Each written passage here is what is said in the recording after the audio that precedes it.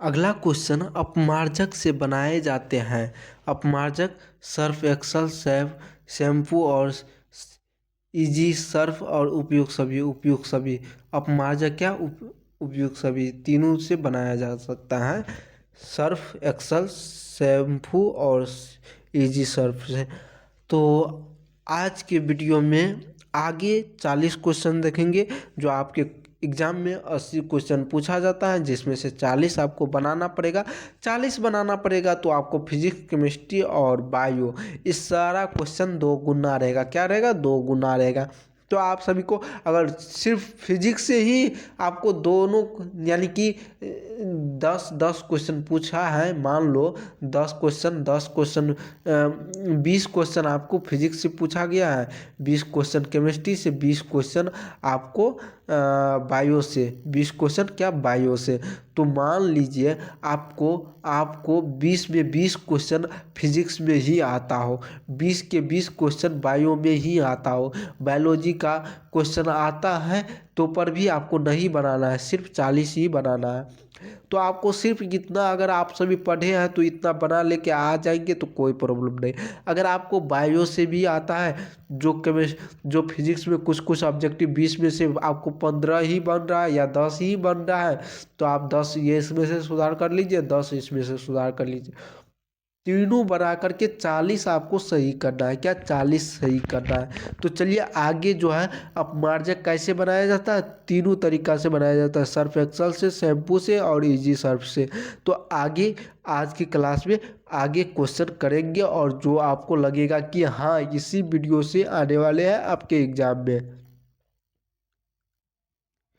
अगला क्वेश्चन कहता है सौर सेल में किसका उपयोग किया जाता है? सिलिकॉन का, प्लास्टिक का, यूरेनियम का, प्लूटोनियम का। तो इसका सिलिकॉन का यूज किया जाता है सोलर सेल में। सोलर सेल में कौन सा यूज किया जाता है? सिलिकॉन का। सोलर सेल में किसका यूज किया जाता है? सिलिकॉन का। कहा है कि ये क्या है? सिलिकॉन क्या है? उपधातु है। क्या है? उपधातु है। सिलिकॉन का एसआई होता है। क्या होता है? एसआई होता है।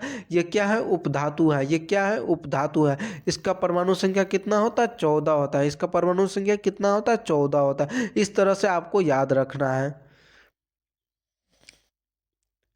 आपको पिछले वीडियो में बता दिया गया है, पीरियोडिक टेबल देख के आना है, तो जिससे आपको क्वेश्चन आसान हो सकता है आपके एग्जाम के लिए। निम्नलिखित में से किसका उपयोग खाना बनाने के लिए ईंधन के रूप में नहीं यूज करते हैं? सीएनजी, एलपीजी, बायोगैस, कोयला का भी यूज करते हैं, एलपीजी का भी यूज करता है, सीएनजी का भी, बायोगैस। ये दोनों में से कौन सा राइट आंसर होगा आप सभी बताइए। क्या कहता है? कौन सा गैस को यूज नहीं करते हैं? आप सभी कॉमेंट करके बताइए इस क्वेश्चन का। अगला क्वेश्चन का राइट आंसर बताइए क्या होगा? 2Cu प्लस O2 माइनस में 2Cu ऑक्सीकरण, अपघटन, उदासीनीकरण, विस्थापन। ये क्या है? ये क्या है? ऑक्सीकरण है। क्या है? ऑक्सीकरण। क्या है? ऑक्सीकरण। पिछले क्वेश्चन का क्या हो जाएगा आंसर? सीएनजी। क्या हो जाएगा? सीएनजी। लेकिन सीएनजी एलपीजी का खाना बनाने में यूज किया जाता है, बायोगैस का भी यूज किया जाता है, और आपका क्या था एक, उसका भी यूज किया जाता है। तो अगला क्वेश्चन सीएनजी नहीं यूज किया जाता है खाना। तो इस क्वेश्चन का राइट आंसर ऑक्सीजन। इस क्वेश्चन का राइट आंसर बताइए। निम्नलिखित में से कौन सा समीकरण संतुलित नहीं है? संतुलित नहीं है। आप अगर केमिस्ट्री क्लास किए हैं शुरू से और संतुलित करने नहीं आता है तो आपको आगे चल के केमिस्ट्री बहुत हार्ड लगने लगेगा। जैसे देखिए यहाँ पे H2 है, Cl2 है, तो मतलब दोनों दो दो ठो है, H भी दो है, Cl भी दो है, तो पहले दो लगा दिए, HCl दे दिए, मतलब ये सही हो गया। Pb है, NO3 है, 2 है, तो देखिए PbO 1 2 3 हो गया और 2 5 हो गया, तो 3 दूना 6, ऑक्सीजन 6 गो है, मतलब ये क्वेश्चन गलत हो गया।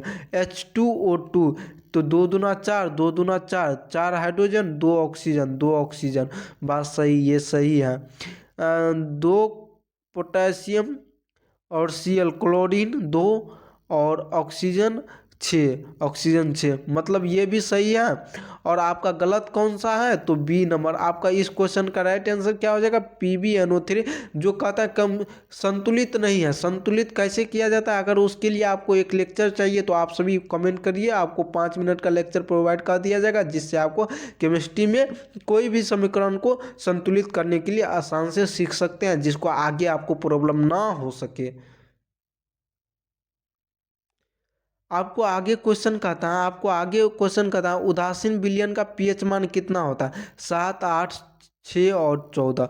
देखना है, पहले पीएच वैल्यू एक प्लेट बना लेना है, पहले 0 लिख देना है, लास्ट में 14 लिख देना है, बीच में 7 लिख देना है। तो उदासीन कहता है, उदासीन आपका 7 हो गया, इधर अम्लीय हो गया, यानी कि लेफ्ट और अम्लीय राइट की तरफ क्षारीय, लेफ्ट की तरह अम्लीय, क्या अम्लीय, और राइट की तरह क्षारीय। तो इस तरह से दर्शा लेना है, 7 से अधिक रहेगा तो क्षारीय, 7 से कम रहेगा तो अम्लीय। तो इस क्वेश्चन का राइट आंसर उदासीन कहाँ है, तो आपका क्या हो जाएगा, 7 राइट आंसर हो जाएगा।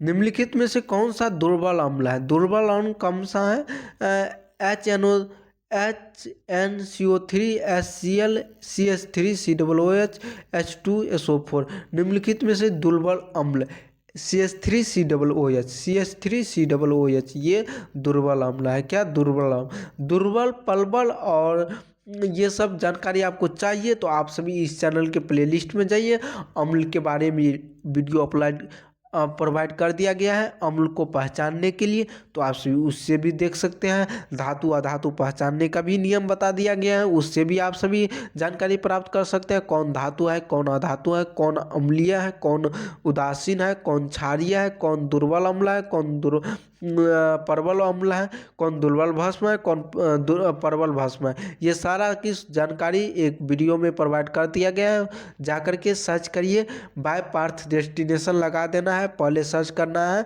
अम्ल के बारे में, और सर्च या आप इस चैनल के प्लेलिस्ट में जाइए, खोज लीजिए। ज़्यादा वीडियो आपको नहीं मिलेगा, जो मिलेगा आपके फायदेमंद मिलेगा। अगला क्वेश्चन का राइट आंसर कार्योलाइट अयस्क है। कार्योलाइट क्या है, तांबा, लोहा, मैग्नीशियम, एल्युमिनियम। इस क्वेश्चन का राइट आंसर आप सभी बताइए क्या होगा। कार्योलाइट किसका अयस्क है, एल्युमिनियम का अयस्क है। कार्योलाइट किसका अयस्क है, एल्युमिनियम का। पोटेशियम का परमाणु संख्या कितना होता है, पोटेशियम का परमाणु संख्या कितना होता है, 17, 18, 19, 20। पोटेशियम को क्या चीज़ से जनरेट करते हैं, और पोटेशियम का परमाणु संख्या कितना होता है, आप सभी कमेंट करते रहिए, क्या कमेंट करते रहिए। पोटेशियम का परमाणु संख्या कितना होता है, 19 होता है। पोटेशियम को क्या चीज़ से डिनोटेट करते हैं, के से। क्या चीज़ से, के से। पोटेशियम को क्या चीज़ से डिनोट करते हैं, के से। इसका परमाणु संख्या कितना होता है, 19 होता है। आपको इस तरह से नाम भी पूछेगा, फॉर्मिक अम्ल का IUPAC नाम क्या होता है, IUPAC नाम क्या होता है, मिथेनोइक अम्ल, प्रोनोइक अम्ल, प्रोपेनोइक अम्ल, एथेनोइक अम्ल, इनमें से कोई नहीं। तो फॉर्मिक अम्ल का IUPAC नेम मेथेनोइक अम्ल होता है। क्या, मेथेनोइक होता है, ना कि प्रोपेनोइक अम्ल होता है, ना कि एथेनोइक अम्ल होता है, ना कि इनमें से कोई होगा। आपका आंसर क्या हो जाएगा, मेथेनोइक अम्ल। क्या, फॉर्मिक अम्ल का नाम क्या हो जाएगा, मेथेनोइक अम्ल। क्या हो जाएगा, मेथेनोइक अम्ल। इस क्वेश्चन का राइट आंसर बताइए। इथाइल एल्कोहल का अनुसूत्र क्या होता है, CH3OH, C2H2OH और C2H5OH और C2H6OH। तो इस क्वेश्चन का इथाइल एल्कोहल है तो OH लगेगा। क्या, OH लगेगा। इथाइल है, OH लगेगा। और इथाइल पूछा है तो C2 होगा, कार्बन 2 गो होगा। कार्बन क्या होगा, 2 गो होगा।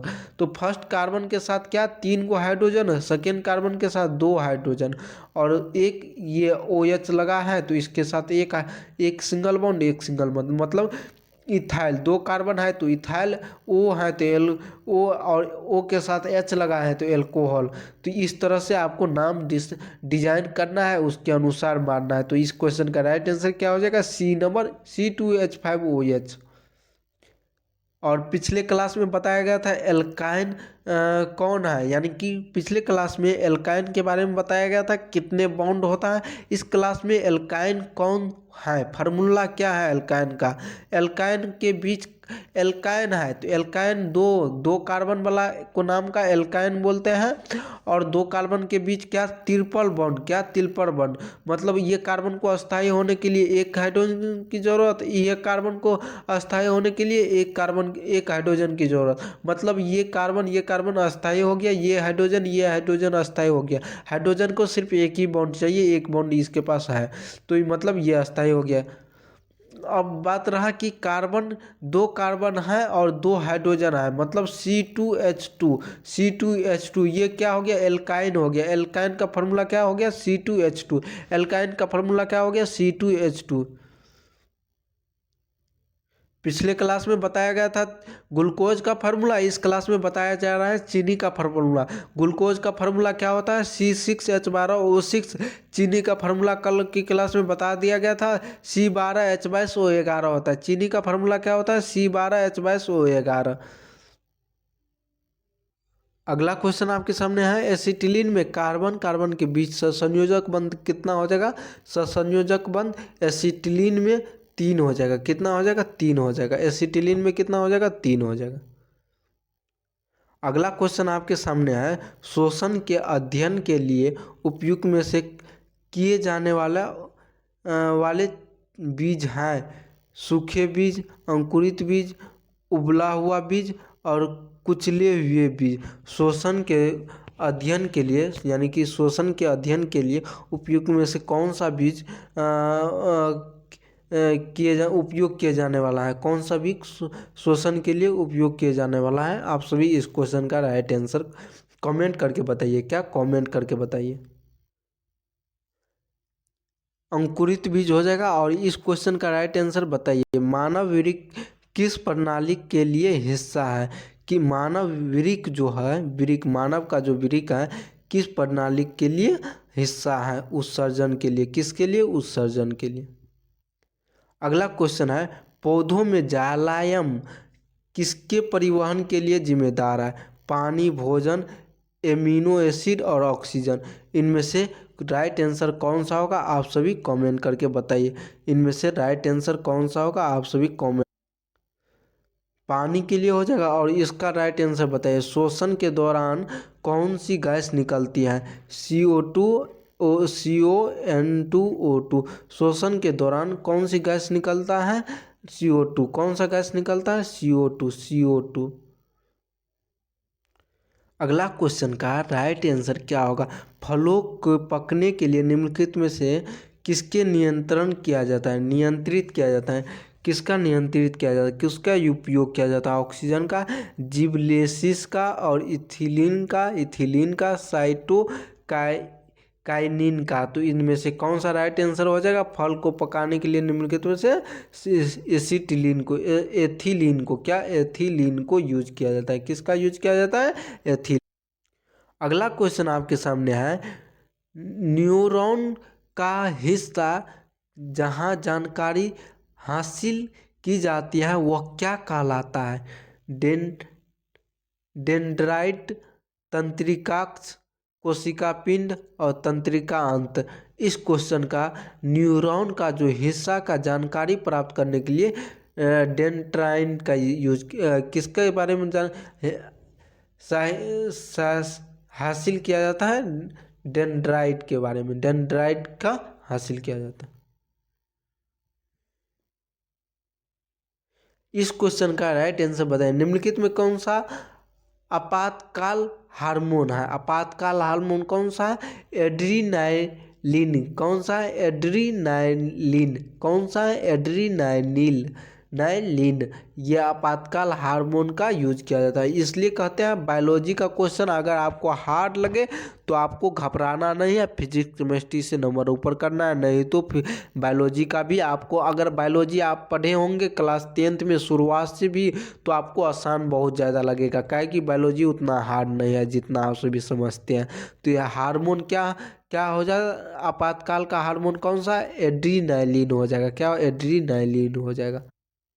अगला क्वेश्चन का राइट आंसर निम्नलिखित में से कौन सा अनैच्छिक क्रिया नहीं है?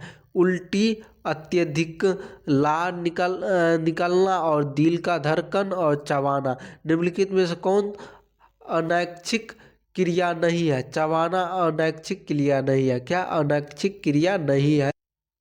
मानव गर्भवती की अवधि कितनी दिनों का होता है? 270 दिन, 290 दिन, 200 दिन, 245 दिन। तो आप सभी को जानकारी होगा मानव का गर्भ अवधि कितने दिन का होता है? तो 270 दिन का। कितना दिन का होता है? 270 दिन का। राइट आंसर इस क्वेश्चन का बताइए। मुकुलन द्वारा अलैंगिक जनन निम्नलिखित में से किस में होता है? ईस्ट में, प्लाज्मोडियम में या अमीबा में? इनमें से कोई नहीं। मुकुलन द्वारा अलैंगिक जनन ईस्ट में होता है। अलैंगिक जनन, मुकुलन द्वारा अलैंगिक जनन ईस्ट में होता है। मुकुलन द्वारा अलैंगिक जनन ईस्ट में होता है। किस में होता है? ईस्ट में होता है। अगला क्वेश्चन है निम्नलिखित में से कौन सी बीमारी जो होता है श्वसन तंत्र से संबंधित है? डायरिया, टीबी, निमोनिया और ए, बी और सी दोनों। लेकिन कौन सी बीमारी जो होता है श्वसन तंत्र से संबंधित है? तो टीबी। क्या? टीबी, जिसको ट्यूबरकुलोसिस बोलते हैं। इंग्लिश में दिया रहेगा तो ट्यूबरकुलोसिस, हिंदी में दिया रहेगा तो टीबी। टीबी निम्नलिखित में से कौन सा बीमारी श्वसन तंत्र से संबंधित है? टीबी। क्या? टीबी। अगला क्वेश्चन आपके सामने में अति महत्वपूर्ण क्वेश्चन है। मनुष्य में अन्य मांसाहारी जीवन निम्नलिखित में से किसका पाचन नहीं कर पाते हैं? किसका पाचन नहीं कर पाते हैं? सेलुलोज का पाचन नहीं कर पाता है। किसका? सेलुलोज का पाचन नहीं कर पाता है। अगला क्वेश्चन है ब्रेन हैमरेज का मुख्य कारण कौन सा है? इनमें से ऑप्शन में से आंसर बताएं। हाइपोटेनस का, हृदय घटक का, हाइपर टेंशन का और पक्षाघात का। तो इस क्वेश्चन ब्रेन जो है हैमरेज मुख्य कारण है हाइपरटेंशन का। ज़्यादा टेंशन लीजिएगा तो आपको ब्रेन हैमरेज हो सकता है। राइट आंसर बताइए इस क्वेश्चन का। निम्न में से परजीवी पादप उत्पादन क्या है? उदाहरण क्या है? परजीवी पादप का उदाहरण कौन सा है? कुटपाद है। क्या है? कुटपाद है। क्या है? कुटपाद है। Option number B is right answer. हृदय से रक्त और संपूर्ण शरीर में पंप किया जाता है अलिंद द्वारा। किसके द्वारा किया जाता है? अलिंद द्वारा पंप किया जाता है। हृदय में रक्त द्वारा संपूर्ण अलिंद द्वारा पंप किया जाता है। किसके द्वारा पंप किया जाता है? अलिंद के द्वारा। हाइड्रा अलैंगिक जनन की विधि है मुकुलन। क्या है? मुकुलन। हाइड्रा जो है अलैंगिक जनन का विधि क्या कहलाता है? मुकुलन कहलाता है। क्या कहलाता है? मुकुलन कहलाता है। ये सब सारा क्वेश्चन बायोलॉजी का क्वेश्चन है, अति महत्वपूर्ण क्वेश्चन है। इसको राइट डाउन करिए अपने एग्जाम में। आप अपना अगर आप चाहते हैं मेरे साइंस में 40 में 40 सही हो, उसके लिए थोड़ा बायोलॉजी भी क्वेश्चन आना चाहिए। थोड़ा बायोलॉजी का भी क्वेश्चन आना चाहिएगा आपको। इसका 5 नंबरिया क्वेश्चन और 2 नंबरिया क्वेश्चन, 2 मार्क्स और 5 मार्क्स का क्वेश्चन। तो आप सभी इस चैनल से जुड़े रहिएगा। इस लेक्चर में कमेंट कीजिएगा तो आपको प्रोवाइड कर दिया जाएगा। लेक्चर के साथ प्रोवाइड किया जाएगा या क्वेश्चन के साथ प्रोवाइड किया जाएगा। क्वेश्चन आपको मिलेगा टेलीग्राम ग्रुप में और आपको लेक्चर मिलेगा इस चैनल पे। तो आप सभी इस चैनल से जुड़े रहिएगा। अगला क्वेश्चन पे चलते हैं। अगला क्वेश्चन है जनन संचारित रोग है सिफिलिस, एड्स, गोनोरिया। इनमें सभी जनन संचरित रोग हैं। इनमें सभी सब रोग हैं। तो ये क्वेश्चन बार बार एग्जाम में नहीं आया है, तो इस क्वेश्चन का राइट डाउन करिएगा या नहीं करिएगा वो उससे कोई दिक्कत नहीं। लेकिन आपको जो क्वेश्चन आपको बोल रहा है या इस लेक्चर का हर वो क्वेश्चन है जो आपको एग्जाम में नहीं आया है, सब क्वेश्चन आपके एग्जाम में आया हुआ है।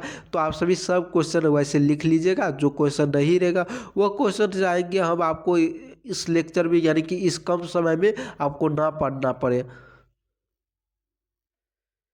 अगला क्वेश्चन है पुष्प का सबसे बाहरी भाग को क्या कहता है? बाह्य दलपुंज कहते हैं। क्या कहते हैं? पुष्प के बाहरी भाग को बाह्य दलपुंज कहते हैं। क्या कहते हैं? बाह्य दलपुंज कहते हैं। अगला क्वेश्चन है आपके सामने में, रक्त में ग्लूकोज की मात्रा निम्नलिखित में से कौन नहीं नियंत्रित करता है? इंसुलिन, ग्लूकागॉन और गैस्ट्रिन और सोमैटोस्टेरोन। तो इस क्वेश्चन का राइट आंसर आप सभी कमेंट करके बताइए क्या होगा।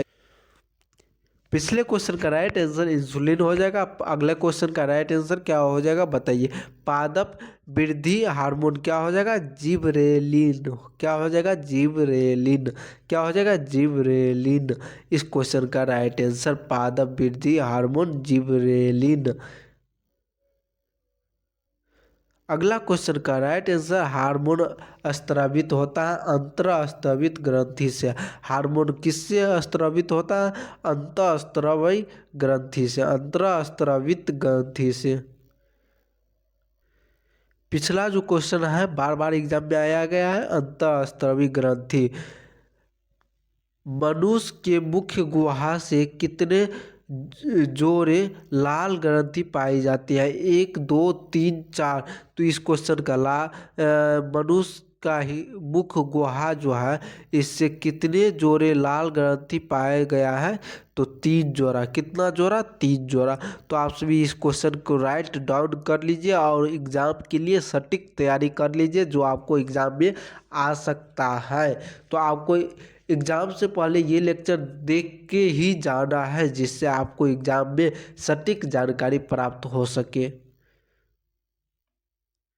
इस क्वेश्चन का राइट आंसर क्या होगा बताइए। एंड्रोजेन है मेल हार्मोन है। एंड्रोजेन क्या है? Male hormone. मेल हार्मोन क्या हो जाता है? एंड्रोजेन। मेल हार्मोन क्या हो जाता है? एंड्रोजेन। मेल का हार्मोन कहेगा तो एंड्रोजेन, एंड्रोजेन कहेगा तो मेल हार्मोन, मेल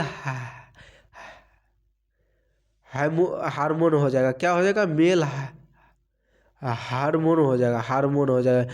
एंड्रोजेन कहेगा तो मेल हार्मोजन। ये आपका आपके एग्जाम के लिए अति महत्वपूर्ण क्वेश्चन का आंसर रहेगा। आपके एग्जाम में आने का चांस रहेगा 2025 यानी 2025 में। मटर को अपने प्रयोग के लिए किसे चुना गया था? मेंडल को, डार्विन को, लामार्क और खुलाना को। तो इस क्वेश्चन का राइट आंसर क्या हो जाएगा? मटर को अपने प्रयोग के लिए मैडन को चुना गया था। किसको चुना गया था? मैल्डन को। किसको? मैडन को। मैल्डन नामक वैज्ञानिक को चुना गया था मटर का प्रयोग करने के लिए। तो आप सभी बायोलॉजी अगर पढ़े होंगे तो ये चैप्टर आपको पता होगा क्या क्या इस चैप्टर में था। इस क्वेश्चन से आपको ऑब्जेक्टिव आता है तो आप सभी इस चैप्टर को बढ़िया से तैयारी करिएगा। और आज 2 लेक्चर हो गया है तो आज तक आप सभी नहीं किया है पिछले लेक्चर तो जाके देख लीजिएगा आपके महत्वपूर्ण कितना है। बात रहा केमिस्ट्री का पीरियोडिक टेबल, तो पीरियोडिक टेबल का वीडियो प्रोवाइड कर दिया गया। अगर आपको नहीं मिला होगा तो आप सभी कमेंट कीजिएगा तो आपको पीरियोडिक टेबल का 5-10 मिनट का एक शॉर्ट वीडियो बना दिया जाएगा जिसमें कैसे कब अभिक्रिया परमाणु त्रिज्या किसका कम होता है, किसका ज़्यादा होता है, किसका परमाणु संख्या कितना होता है, कौन सा तत्व अधातु है, कौन सा तत्व धातु है, कौन सा उपधातु है, सारा कुछ जानकारी एक लेक्चर में दे दिया जाएगा। अगर आप सही जानकारी चाहते हैं तो इस चैनल से ज़रूर जुड़ना है आप सभी को। आपको बहुत सारा ऐसा लेक्चर मिल जाएगा जो आपको बहुत सारा बताया जाएगा जो आपको एग्ज़ाम के लिए सटीक नहीं रहेगा, सूटेबल नहीं रहेगा। तो आपको सटीक और सूटेबल चाहते हैं तो इस चैनल से जुड़िए और अपना एग्ज़ाम के लिए फ़ायदेमंद बनिए। जय हिंद। इस वीडियो में यहीं तक रखते हैं।